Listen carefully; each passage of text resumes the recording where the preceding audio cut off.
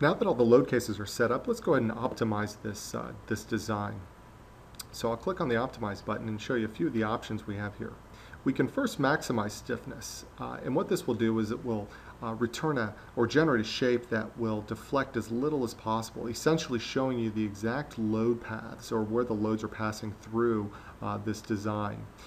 This optimization is subject to what we call a mass target, and the mass target in this case is 30% of the original volume. When we get to the result, we'll find out whether or not this was a good starting point for this design. It's also possible to add some frequency constraints to your optimization as well. So if you want to maximize the frequencies or target a minimum frequency for your design, you can also do that here.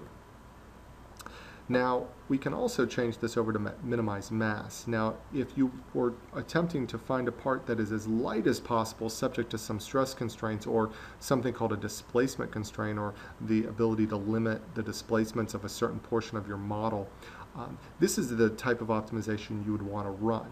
Now, I think what we'll do is run a maximize stiffness on this design to find where are those load paths passing through this design space.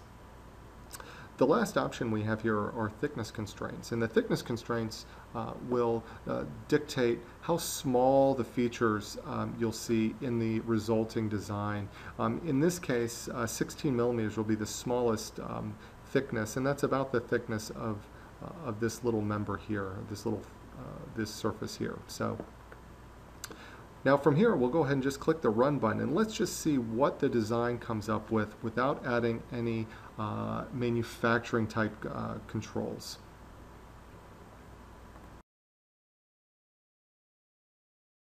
So now that we've run the initial optimization, let's take a look at the results. So I'll select on the design space and switch over to the Shape Explorer here.